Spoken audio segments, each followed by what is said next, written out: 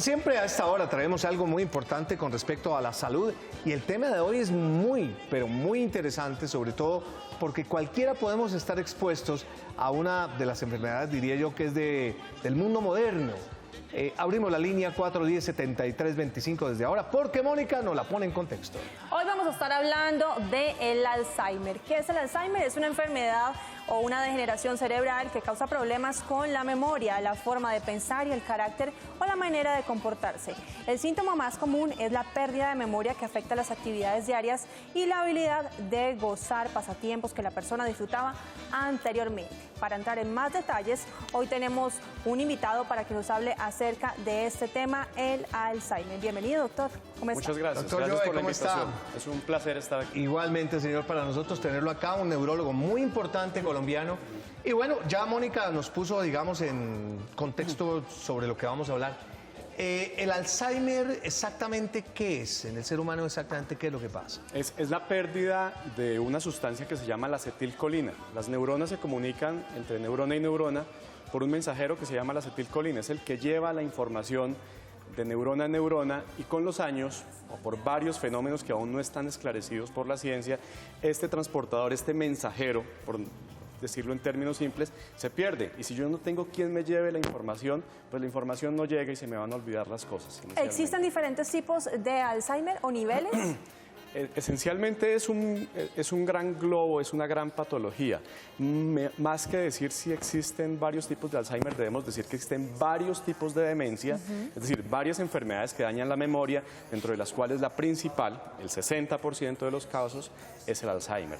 Y respecto a niveles, claro, dependiendo del tiempo que el paciente lleve, pueden ser varios niveles de severidad, desde el grado 1 hasta el grado 6. Claro. 1 muy simple, 6 pues muy severo. Muy bien, doctor Joe. Haciendo un poco la disección de este tema tan interesante, entonces, el Alzheimer, según lo que yo le podría entender, no es frecuente en los jóvenes de edad, por el caso particular que usted está colocando. Segundo, hay personas que nos podemos preocupar pensando de que estamos teniendo tendencias a Alzheimer porque se nos olvidan las cosas, porque regularmente nuestra memoria puede fallar desde temprana edad. Y ahí es donde viene, digamos, un poco la angustia de muchas personas. ¿Será que estoy llegando o no? ¿Qué hay que hacer primero que todo? Hay que proteger el cerebro, ¿sí? Y es decir, si nos va a dar, si estamos determinados biológicamente para que nos dé, nos va a ocurrir. No hay probabilidades de que nosotros lo cambiemos. Pero podemos hacer que el ambiente y que el terreno sea más adecuado. Es decir, ¿cómo protegemos el cerebro? Manteniendo actividades intelectuales, aprendiendo cosas nuevas, controlando la presión arterial, controlando los niveles de colesterol, porque al final el cerebro vive de oxígeno y si nosotros hacemos cosas para que el oxígeno llegue mejor, presión arterial, colesterol, pues siempre las arterias van a funcionar mejor. Y eso no hace que no nos dé, pero si nos va a dar, hace que las cosas sean menos severas y menos difíciles. ¿Hay alimentos para el cerebro? Todos los alimentos del cuerpo al final son buenos para el cerebro. Si estamos hablando de alimentación saludable, algunos en particular, digamos, hay gente que dice que, por ejemplo, el calcio, el fósforo, son algunas de las propiedades de los alimentos que son importantes para que el cerebro, digamos, tenga una mejor actividad, doctor, ¿o es mito? No, es un mito, es decir, todo lo que le hace bien al cuerpo, todo lo que es saludable para el corazón, también es saludable para el cerebro, todo lo que es saludable para los pulmones y las arterias, también va a ser saludable para el cerebro, es decir, somos un mismo sistema. Pero la ausencia de alguna vitamina en particular hace que de pronto el cerebro se vuelva más vulnerable. Es un muy buen punto, hay enfermedades en las cuales los niveles bajos de vitaminas alteran el funcionamiento cerebral, pero pues es decir, no es nada que no sea asequible a la alimentación colombiana, lo que tenemos todos los colombianos en la comida diaria, el complejo B. Es decir, no es necesario que tomemos vitamina B adicional, es necesario que nos alimentemos bien. Ese es el punto. Muy bien. Tenemos inquietudes de los televidentes en el día de hoy para usted, doctor, con respecto al Alzheimer. La primera de ellas viene a continuación. ¿El Alzheimer y la demencia senil son lo mismo? La demencia senil es un término acuñado con muchos años, pero ya no usado. Es decir, se referían las personas a demencia senil cuando hablaban de una demencia que hacía que las personas afectaran su función cerebral, y era cuando no conocíamos los diferentes tipos de demencia y las diferentes causas de demencia. Es decir, demencia senil es un término coloquial, muy común, pero tal vez mi invitación a nuestros amigos televidentes es que no se deba usar ya. Es mejor hablar de enfermedad de Alzheimer o de otras causas de demencia, que el médico sabrá clasificar cuáles son. ¿O hay algún grado de demencia en las personas que tienen Alzheimer?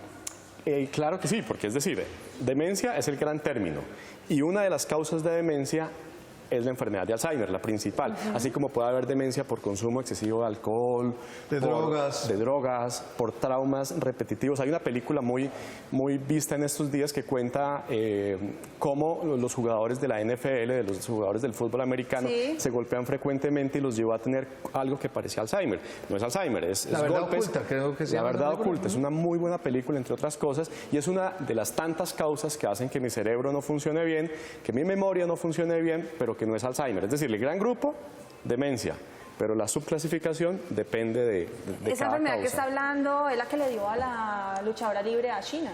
Correcto, Que murió hace poquito, que murió que ella hace donó poco. el cerebro para investigaciones científicas. Así es. Ok. Tenemos más inquietudes. Tenemos una llamada telefónica en vivo de Amparo. Amparito, ¿cómo está? Feliz día. ¿Amparo? Muy buenos días, felicitándolos por estos programas tan interesantes. Yo todos los días estoy pegada al televisor escuchándoles estos comentarios, y es todo tan bonito, tan interesante Gracias, Amparito. para todos los días de nuestra vida, ¿no? Pues me encanta que sea fiel televidente nuestra, y en este momento el doctor Joe está atenta a la pregunta que tiene con respecto al Alzheimer. Gracias. Mi pregunta, doctor, buenos días. Buenos días. Para contarle, yo sufro de migrañas frecuentemente, estoy con migraña. A mí me da migraña porque sí, porque no, porque sale el sol, porque se ocultó, por todo, absolutamente por todo. Entonces mi pregunta es, Dios no lo permita, ¿yo estaría propensa a sufrir de esta cruel enfermedad? No, la pregunta es muy importante y la respuesta es contundente. No hay relación alguna entre tener migrañas frecuentes y tener otras enfermedades cerebrales tipo Alzheimer, tipo infartos cerebrales o lo que llaman trombosis o derrames popularmente. Sí es más frecuente que las personas que les duele la cabeza con alta periodicidad tengan más depresión o más ansiedad, pero el resto de cosas no. Leía, doctor, usted que es neurólogo completo, que la migraña de pronto sí tenía asociación con el tema cardíaco. O sea, que el corazón sí podría haberse afectado en un momento dado, pero digamos, para pasarlo Hay una por relación alto. pequeña en que tener migraña sea un factor de riesgo para tener enfermedades de las arterias, enfermedades cerebrales, pero es pequeña. Pequeña. Y depende de tener más factores. Es decir, no solo por tener migraña. El punto es si yo tengo migraña y además fumo frecuentemente y además no cuido mi peso. Eso asociado a otra cosa. Exactamente. Muy es bien, una cosa volvamos diferente. entonces al tema del Alzheimer. Más inquietudes para usted, mi querido doctor. ¿A quiénes afecta más la enfermedad? ¿A los hombres o a las mujeres? La relación es muy cercana, está descrito que un poco más a las mujeres, pero para efectos prácticos puede afectar a cualquiera, más a los hombres y a las mujeres. El punto es más a las personas mayores que a las personas menores, que era lo que Hernán muy bien mencionaba hace un momento. Cuando usted habla de personas mayores, ¿estamos hablando de piso quinto en adelante, sexto o cuál? El punto de riesgo está marcado estadísticamente en los 60 años, es decir, cuando yo cumplo 60 años o cuando veo pacientes de 60 años, está establecido que 1 de cada 30 pacientes que llegan a los 60 tienen un alto riesgo o pueden tener la enfermedad. Si yo hablo de pacientes o de individuos de 90 años, más o menos 1 de cada 3. Es más o menos esa ¿Uno la de cada cosa. 3? Cuando llegamos a los 90. Muy Eso es alto. altísimo, ¿no? Importante, es el factor de riesgo más importante, el envejecimiento, la edad. Muy bien, tenemos llamada por Angelita de Bogotá. ¿Cómo está usted? Hernán, buenos días. Felicitarlos por este maravilloso programa y a Mónica lo mismo. Muchas gracias. Yo los veo a ustedes todos los días. Muchas gracias. Adelante con su pregunta, Angelita. Yo tengo ya 60 años, pero mire que ya se me están olvidando las cosas. No sé cómo hacer. ¿Cuántos años? Perdón. No sé. 60. Está llegando a los 60, está llegando a los 60. Sí, al menos es un alivio. estoy llegando. Bueno, esa es la pregunta de Bueno, hay que ejercitar la memoria, hay que aprender cosas Eso nuevas. es vital. Es Ajá. muy importante. El cerebro siempre está dispuesto a aprender. Obviamente uno aprende más cuando tiene 5 años que cuando tiene 50 y cuando tiene 50 es un poco menos que cuando tiene 70, pero el cerebro siempre está dispuesto. Entonces la invitación es aprender cosas nuevas, qué sé yo, nuevas recetas, aprenderse una canción de vez en cuando, aprender un nuevo arte puede ayudar. Pero obviamente si los síntomas se hacen persistentes, mi recomendación es buscar una opinión calificada. ir al ¿Recomiendan, médico. por ejemplo, los crucigramas, las sopas de letras, todos estos? Todo. Es decir, el cerebro al final hace todo una- lo que haga ejercicio o gimnasia mental y cerebral. Total, si yo quiero que los músculos de mi brazo sean más fuertes y más grandes, pues me pongo a usarlos frecuentemente. El cerebro funciona La lectura. total, la lectura. Esto hace que el cerebro, como cualquier órgano, aprenda, se ejercite y un órgano ejercitado va a funcionar mejor. Total, es que lo que acaba de decir usted es contundente. Es como el ejercicio. Si uno no hace ejercicio, ¿qué pasa? Por todos lados se empieza Se a crece la subirse el barriga y colesterol. no se ve bien. Totalmente. Le de estaba acuerdo. comentando hace un momento al doctor que estaba leyendo un libro donde uno de sus capítulos hablaba acerca del Alzheimer y de todas las investigaciones que se están adelantando acerca de tratamientos posibles. Hablaban algo acerca de una enzima que se llama telomerasa o telamerasa. ¿Hasta el momento hay algún tratamiento que pueda detener la enfermedad del Alzheimer? No, no lo hay. Hay varias hipótesis, varias probabilidades para explicar qué está pasando. Dentro de eso lo que Mónica menciona de la telomerasa. Sin embargo, lo que tenemos cercano a la precisión es la acumulación de una cosa que se llama el beta-amiloide. Y son como unos desechos celulares que se acumulan en la parte externa de la célula. Y es como si yo sacara la basura de mi casa y el carro de basura no pasa. Pues algún día mi casa va a dejar de funcionar porque se rodeó de desperdicios. Es más o menos igual. Entonces no es lo que está ocurriendo. ¿Y tratamientos que lo detengan? No. Hay tratamientos aprobados por las agencias de salud que hacen que la velocidad de empeoramiento sea menor. Pero llevarlo atrás pasarán muchos años para que ocurra eso. Ok, muy bien. Tenemos más inquietudes para usted, mi querido doctor. ¿Con el tiempo el Alzheimer empeora? Es la tendencia orgánica a que los síntomas se hagan más importantes, a que el empeoramiento de la función cerebral se dé más. Entonces, la respuesta contundente es sí, va a empeorar si no hacemos algo. Doctor Joe, el Alzheimer lleva al momento más tenaz en la vida, que es morirse. ¿Y es porque el cuerpo se le olvidan las cosas totalmente? O sea, independientemente de que la memoria llegue a un momento en que el Alzheimer invada el cuerpo hasta que se le olvida prácticamente respirar o el corazón latir. No necesariamente. Puede ocurrir que el resto de funciones se mantienen de forma muy adecuada. El problema es la memoria. Sin embargo, en la medida en que perdemos la memoria, perdemos la capacidad de orientarnos, es decir, de saber si estamos en mi barrio o en mi habitación o en la sala de mi casa, hace que los pacientes pierdan más funciones, que tengan la tendencia a postrarse y las complicaciones que vienen por la postración, infecciones en la piel, infecciones urinarias, neumonías, infecciones en los pulmones, son las que se complican y son las que hacen que el paciente con Alzheimer termine en un hospital y pueda fallecer. Complicadísimo, doctor. Tenemos también inquietudes en las redes sociales, @mañanascon1 en Twitter y en Facebook, el fanpage es En las Mañanas con Uno. La primera dice lo siguiente. Juan nos pregunta, ¿una persona en tratamiento de Alzheimer puede resultar perjudicada en caso de estar mal diagnosticado si lo que padece es una depresión? Es decir, si hay un mal diagnóstico y no es un Alzheimer, sino una depresión.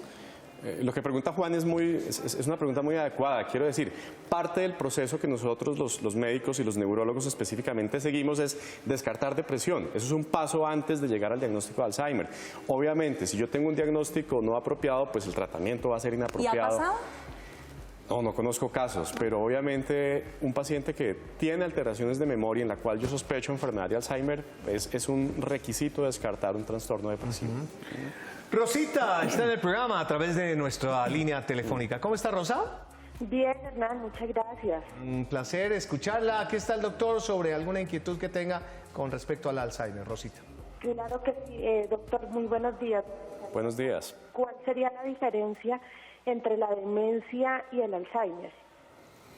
El Alzheimer es una clase de demencia. Demencia es un término que agrupa muchos tipos de alteraciones que hacen que la memoria no funcione bien. Y la más importante, la más frecuente, es la enfermedad de Alzheimer.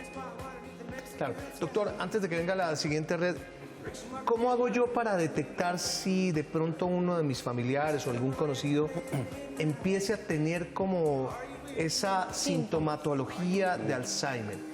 ¿En qué me debo basar? Porque yo puedo ser despistado toda la vida. Y de pronto, por ejemplo, a mí personalmente me queda muy difícil tener la recordación de los nombres. Yo soy de mucha memoria fotográfica, pero de nombres me es muy difícil. Si en un momento dado, aparte de eso que la gente me conoce, ¿dónde puede estar, digamos, una alerta amarilla para ver si yo no quisiera, tuviera algún tipo de novedad?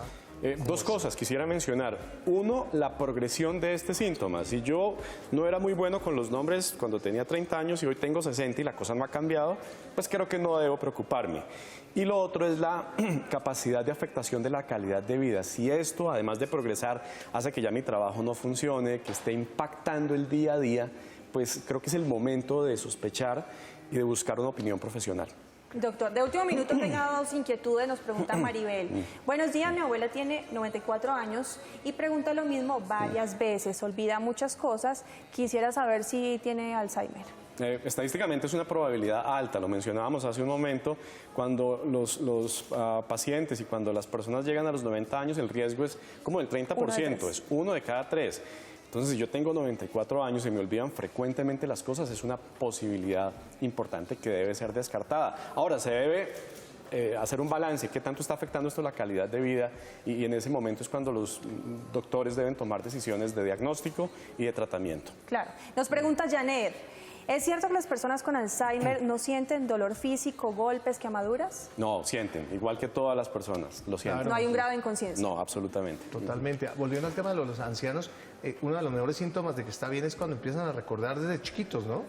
Porque ellos tienen esa memoria que tienen y empiezan a hablarle a uno de las cosas. ¿Puede ser un momento de alivio de que no tengan Alzheimer? Realmente no tiene mayor significado, es decir, es un mal síntoma cuando se pierde, porque en el Alzheimer lo primero que se empieza a alterar es la memoria inmediata, es decir, ¿qué hice yo hace un par de horas? ¿Qué desayuné? Si hace media hora me tomé o no el medicamento, ese es. Pero los pacientes con esta condición tan frecuente se olvidan de la pastilla de hace media hora, pero recuerdan qué pasó, cuándo fue el bogotazo y qué ocurrió en ese momento. Todas esas cosas no las... Pablito no va a sufrir de Alzheimer. ¿Hay Alzheimer prematuro?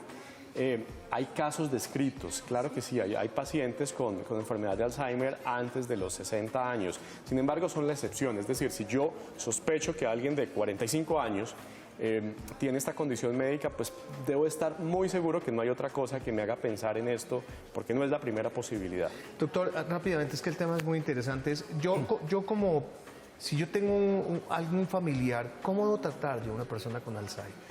Con compasión, con compasión, con realidad, con rudeza. ¿De qué manera debo yo congeniar con una persona que tenga esta novedad? El afecto siempre va bien con todo. Definitivamente hay que brindar afecto. Yo creo que ese es el primer ingrediente y lo otro es tener un grado de paciencia muy alto. Nunca reclamar, ¿verdad? No, definitivamente no, porque hace poco una paciente mencionaba un término, la familiar de una paciente, que es muy interesante y es, cuando somos niños vamos aprendiendo.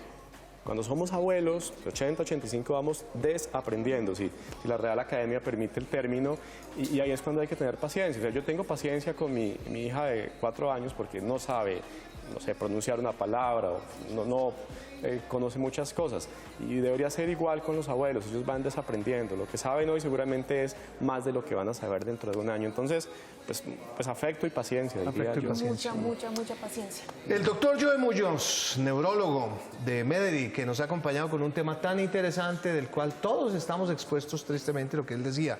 Ahí usted me ponía un ejemplo maravilloso. Claro, que de pronto es como ir para Chía y de pronto es buscar opciones para llegar a Chía y no solamente una, no por la séptima, sino pueden haber otras que se demore un poquito más, pero sobre todo con el cariño y pues con toda la realidad que tiene nuestro mundo. Ojalá el día de mañana encuentren alguna cura, ¿no? ¿Están en proceso o está muy difícil? Sí, pero los expertos dicen que van a pasar muchos años y no lo vamos a encontrar. Yo creo que nuestra generación no la va a conocer. Ojalá me equivoque, ojalá Sí, equivoque, ¿sí? ese caso. Pero creo que mientras tanto lo que hay que hacer es prepararnos y mantener algo de lectura y alguna actividad intelectual. Doctor Joe, muchas gracias. El marcador de esta noche para usted, ¿cuál Pues es? nos va a hacer falta James, pero creo que ganamos 3-1. Uy, Dairo Moreno muy hace gol optimista, hoy. muy bien, Se eso fue me por el gusta. marcador de Pablo Eso me César. gusta, eso me gusta. Muy bien.